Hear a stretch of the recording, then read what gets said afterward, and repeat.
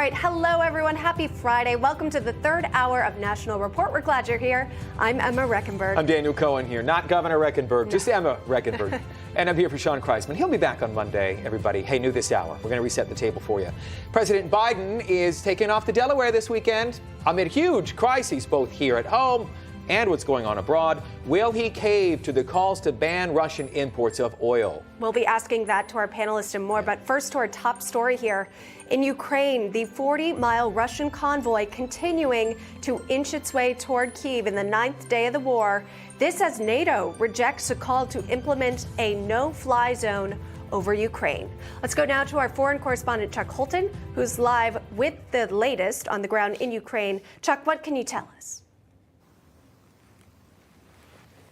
Daniel and Emma, what I can tell you is that the people of Ukraine are absolutely horrified at what they are seeing and hearing from around the country. These videos that are coming out of the devastation being caused by these airstrikes that Russia is just putting all over this country. We've had hourly air raid sirens here in Kyiv since we got here this afternoon, and it was likely to only get worse in the days to come. People are preparing for that. And one of the things that horrifies them almost as much is the fact that they feel like President Biden is not helping them sufficiently by declaring a no-fly zone over this country. And not only that, we heard last night on Grant Stinchfield's show as he interviewed a billionaire businessman and the former owner of Blackwater, Eric Prince, about another idea that was shot down by the Biden administration. Listen. I gave them an option to do a lend-lease package, so to speak, just like Roosevelt did for the Brits when they were up against it and the Germans. The U.S. Air Force this year is already planning to retire more than 200 combat aircraft. Of those, almost 150 of them are F-15s, F-16s, and A-10s. If they flew any package of those aircraft to Ukraine and badged them as Ukrainian aircraft, flown by Ukrainians, flown by American contractors, or flown by Europeans, it would have absolutely provided the deterrence so that Putin never, ever stepped foot in the country. So many people here are saying that if the Biden administration had allowed that to happen, then we wouldn't be in this situation right now. And so as this armored column inches closer to Kyiv, they have that in the front of their minds. Dan and Emma? You know, Chuck, a lot of people, of course, have been watching to see how world leaders have responded to this crisis. The president of Ukraine, Vladimir Zelensky, gaining national attention, international attention as well. What have we heard most recently from Ukraine's president? Well, he was on television this morning talking about the nuclear plant, the largest nuclear plant in Europe that was taken by Russia in the south last night, and very recklessly attacked that nuclear plant.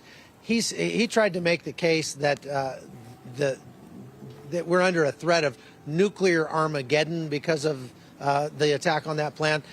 That's not a Chernobyl-style plant. It's much safer than Chernobyl, so we're probably not under the threat of nuclear Armageddon, but he certainly tried to make that case today. They're taking any excuse they can. I mean, they really would like to have a no-fly zone. You hear those air raid sirens going off behind me right now.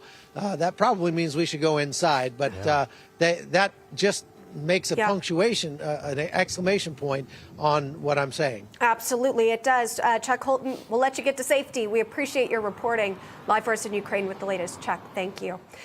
We continue to monitor the humanitarian crisis abroad, of course.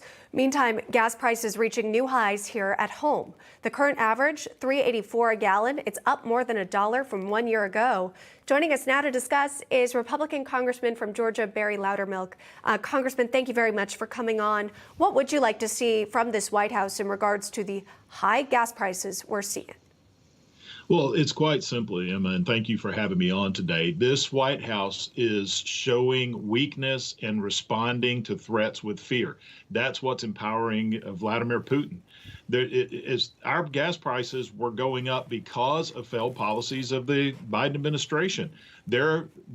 Prior to that administration, we had total energy independence. We were a net exporter of fuel worldwide, which means we set the international oil price. It was the United States influence that set the price of a barrel of oil. Now, because of the restrictions, quite frankly, a war that the Biden administration has declared on oil producers here in the United States, they're restricting the production. And now we are a net importer of oil, buying oil from Russia. And of all places, they're talking about buying it from Iran. All we have to do is release Americans, oil producers, to produce what we need here, and then we can become a net exporter again, and we can sell to these nations, and it would totally cut off Vladimir Putin. We also need the Biden administration to put a ban on the export. We need to sanction his fuel. He's saying, well, the American industry is doing it. Well, Putin is looking for strength out of Washington. All he is seeing is weakness, that the Biden administration is not responding with strength, but we're responding with fear. Well, you mentioned two possible solutions that we have heard from Republican lawmakers here. I want to play this sound. This is Energy Secretary Jennifer Granholm saying we should embrace multiple options for this energy crisis. Take a listen.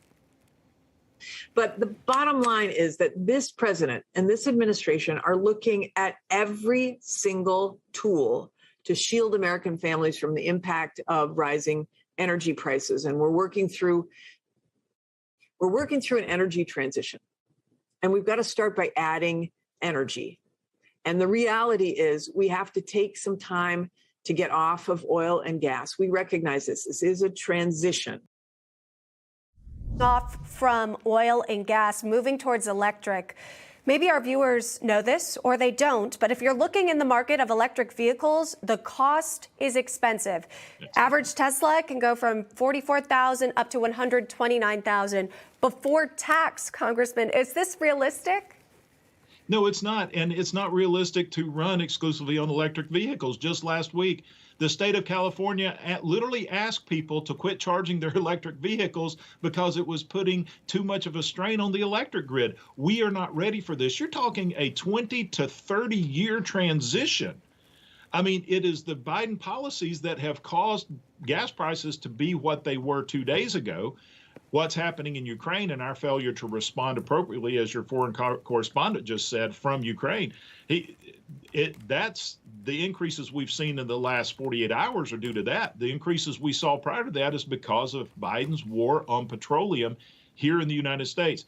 The secretary flat out lied because they are not looking at every avenue. When it asked yesterday, Jen Psaki said that this increasing our production is off the table because they want to take this opportunity to make us more reliant on alternative fuels, which are not ready to be introduced at that level in the United States. And quite frankly, they are going to be more expensive than fossil fuels. Yeah, and again, it comes at a time when Americans are paying more for just about everything else.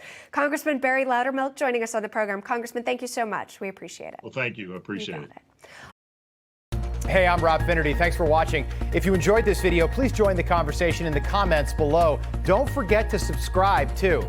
Hit the bell icon to be alerted to breaking news. And remember, there's a whole lot more on Newsmax TV, America's fastest growing cable news network. Newsmax TV, we're real news for real people.